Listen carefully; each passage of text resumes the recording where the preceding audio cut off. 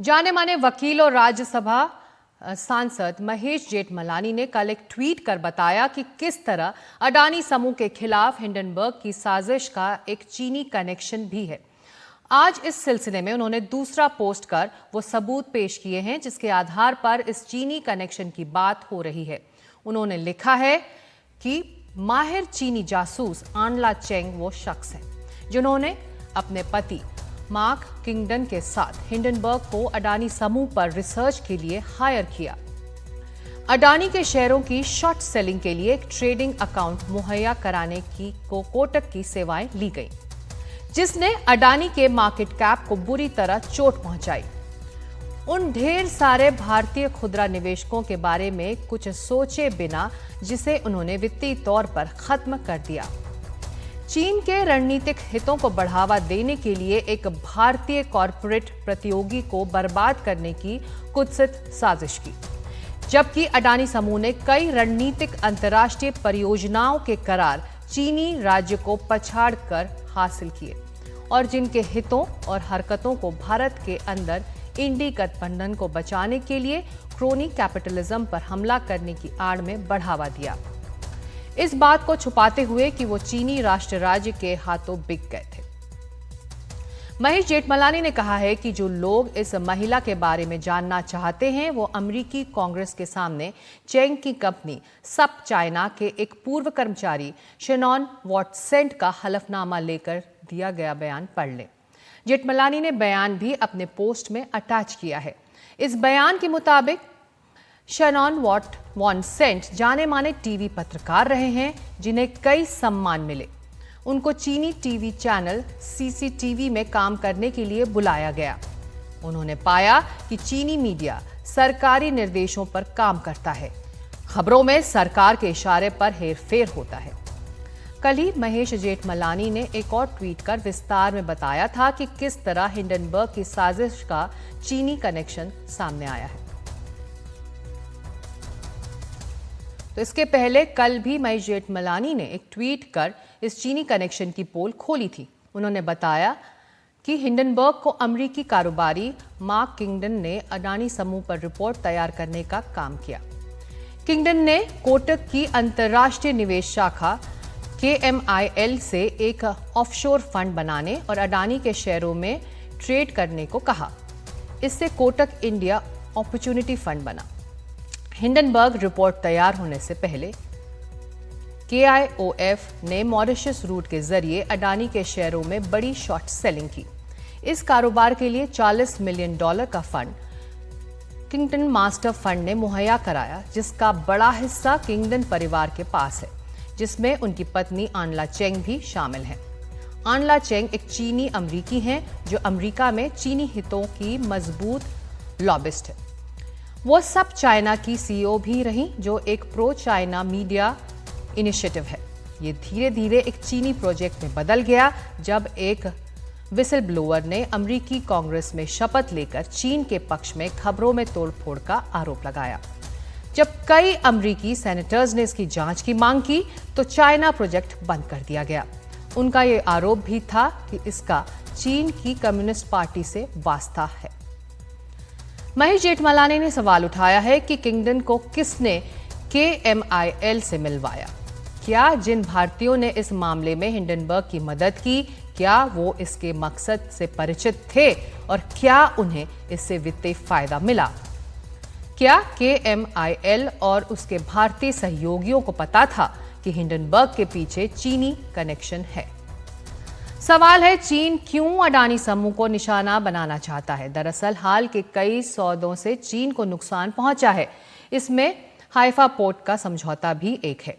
इसके अलावा श्रीलंका में जाफना के पास कोयला परियोजना का करार अडानी समूह ने हासिल कर चीन को झटका दिया।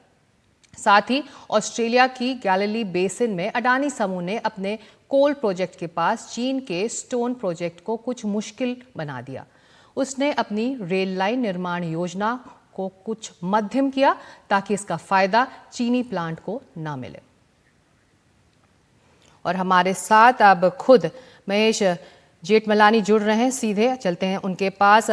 जेठमलानी जी, बहुत शुक्रिया एनडीटीवी से बात करने के लिए। पहला सवाल तो ये कि हिंडनबर्ग की साजिश अब बेनकाब हो चुकी है, क्या इस मामले में अब सेबी को एक्शन लेना चाहिए? जी हाँ, उनको लेना चाहिए। मैंने अपने ट्वीट में ये भी बताया है कि किस दिशा में उनको इन्वेस्टिगेशन जारी रखना चाहिए। मैंने कई सवाल भी उठाए हैं और ये जो जो मेन एक्टर्स जो हैं इसमें, जिन्होंने ये पूरा मामला को परपेट्रेट किया था, यानी कोटक और कुछ पॉलिटिशियंस हैं, और यदि वो लोग उनको भी बेच सकते हैं। हिंडनबर्ग के लिए भी कुछ और सवाल हैं जो मैं आगे के ट्वीट में भी बताऊंगा कि कुछ और सवाल रह गए, वो भी मैं बताने वाला हूं। और मैं सोचता हूं मैं खुद एक पत्र लिखूं सेबी को, तो शायद सोमवार तक मैं वो भी करूंगा। जी जेठमलानी जी, ऐसी कंपनियों के खिलाफ क्या कार्रवाई होनी चाहिए? देखिए, पहले पहले उनको सवाल पूछना चाहिए। जांच खत्म होने के बाद ही वो फैसला ले सकते हैं। अब इस समय थोड़ा इमेच्योर रहेगा, ये प्रीमेच्योर रहेगा कि हम कुछ कहें, लेकिन जांच के बाद जब पूरे फैक्ट्स आ जाते हैं उनके पास, तब उचित रहेगा कि वो डिसाइड किए कि किस किस्म का एक्शन उनको लेना चाहिए इनके खिलाफ। जी, ऐसे में अडानी समूह को चोट पहुंचाने की कोशिश नाकाम रही, उसका मार्केट कैप वापस लौट चुका है, लेकिन इस पूरे मामले में छोटे निवेशकों को कैसी चोट लगी है? बहुत भारी चोट लगी है। यानी रिटेल इन्वेस्टर्स को मिलियंस ऑफ डॉलर्स की बात है यहाँ पे।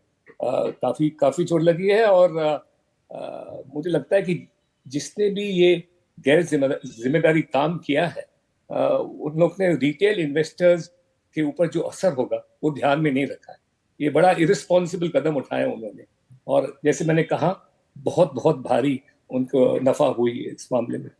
जी जी, इस पूरे मामले में भारतीय शेयर बाजार के लिए क्या सबक है जेठमलानी जी?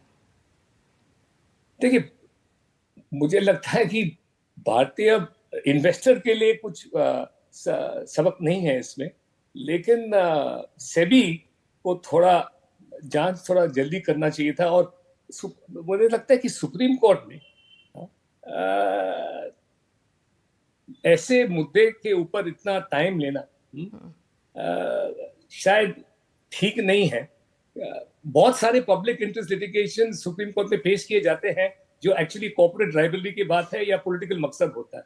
ये जो प्रवृत्ति है, ये इस पे रोक लाना चाहिए सुप्रीम कोर्ट को, क्योंकि ये बड़ा मिस्चिवस लिटिगेशन था। और आपने देखा है कि आखिर सुप्रीम कोर्ट का खुद जो फैसला है, 5-6 मुद्दे पर तो उन्होंने क्लीन चिट दी है अदानी ग्रुप को। अब शायद सिर्फ 1-2 माइनर इश्यूज रह गए जिसपे सुप्रीम कोर्ट का फैसला आना है।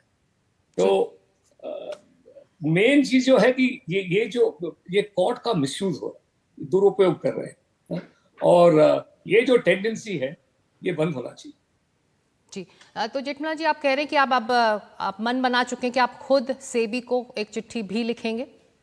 जी जी जी, जी क्योंकि मैंने थोड़ा जी मैं ये कोई भी प्राइवेट सिटीजन कर सकते हैं, लेकिन मैंने थोड़ा स्टडी किया है, रिसर्च किया है इसके ऊपर।